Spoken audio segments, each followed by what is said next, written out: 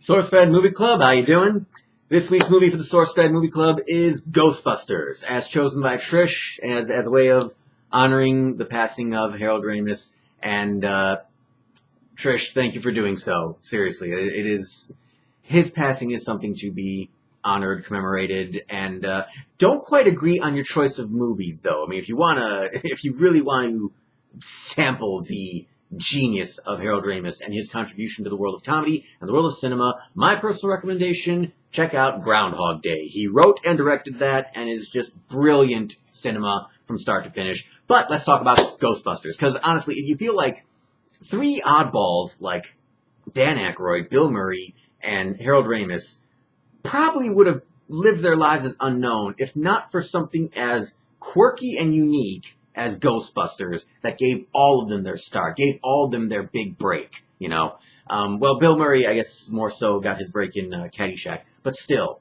And by the way, Harold Ramis directed Caddyshack. I mean, like most people, in the wake of his passing, I've been looking him up on IMDb. Harold Ramis, holy jeez, he directed several episodes of The Office. He directed Caddyshack, National Lampoon's Vacation, Groundhog Day. Analyze this, Multiplicity. I mean, great director, seriously. I mean, just awesome, you know. But let's talk about Ghostbusters, right? So let's bring it back to Ghostbusters. You know, we can go on and on about Harold Ramis, and I can go on and on about Groundhog Day. But Ghostbusters, let me tell you exactly what I love about Ghostbusters. They're not action heroes. They're not secret agents. They're not superpowered guys from the pages of the Marvel Universe. They don't have, you know, they're just a bunch of fucking nerds. They're three nerds who figured out how to condense a nuclear reactor. I think that's what they mentioned the proton packs are. They're like unlicensed nuclear reactors condensed into a backpack. The power funneled through some glow stick that shoots a laser lasso around a ghost, so that the ghost can then be sucked into a box and contained in a big safe in the wall. Okay. There's a lot of science fiction going on to all of what I just said. And yet, this movie doesn't strike you as a science fiction movie, does it? No, it's just a silly comedy about three nerds who figured out how to go into business for themselves.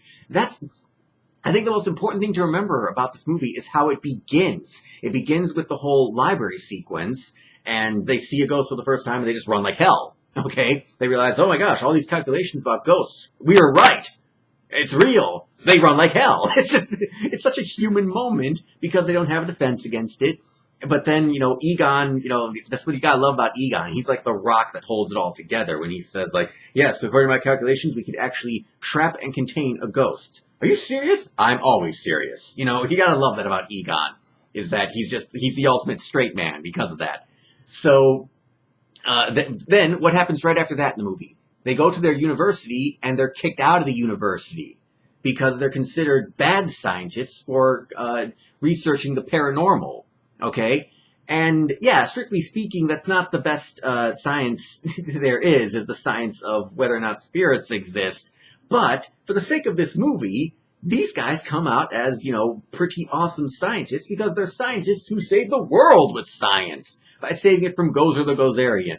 That epic scene, I mean, of, the traveler has come. Choose and be destroyed. Ah, I get it. Whatever we think of. If we think of J. Edgar Hoover will come and destroy us.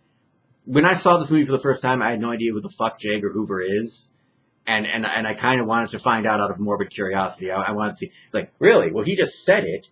So that thought should be in their subconscious, so they should be thinking about J. Edgar Hoover right now, you know? I expected a giant J. Edgar Hoover. I had no idea who he was, but I expected him to come marching through the city and killing people. But instead, it just popped into Ray's head, the Stay Puft Marshmallow Man.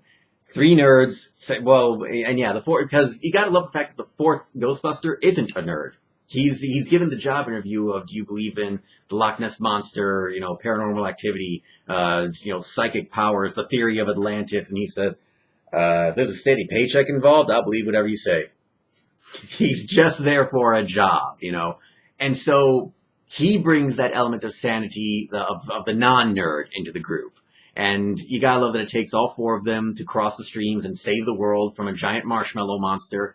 You can't describe this movie without also describing its silliness. It's just worked into the framework, into the genetic code of this fucking film. Okay, and again, all that speaks to the great writing by Harold Ramis. All that speaks to the great performances by all four Ghostbusters. That's why this movie is a classic. It stands the test of time. And honestly, you know, it's for that reason that I think it just stands alone as a perfect gem of a movie. Not that it's a perfect movie. I would give it maybe like an 8 out of 10, you know. But I never saw the need for sequels. I never liked Ghostbusters 2 that much. When I heard about a Ghostbusters 3, I just gave this face of what? Why are you? No, don't ruin it any further. Just leave it alone. Ghostbusters 1 is just fine. See it, love it, you know, love the nerddom of it, love the fact that a bunch of nerds save the city from a giant marshmallow man. That is this movie in a nutshell. So, that all said, Sourcefed Movie Club, and you especially, Trish, thank you for choosing this movie. Thank you for choosing great movies. I think I've found a way to work more time in. I hope to participate in more movie clubs in the future. So thank you for choosing great movies. Keep on choosing great movies, and I'll see you next time on Sourcefed Movie Club. And I want to just do a quick, click like, click subscribe, leave a comment down below. I just want to ask this quick question. Of these three movies, so the movies that I've mentioned, Caddyshack, Groundhog Day, and Ghostbusters, which is your favorite Harold Ramis movie? Until next time, Sourcefed Movie Club. See you next time.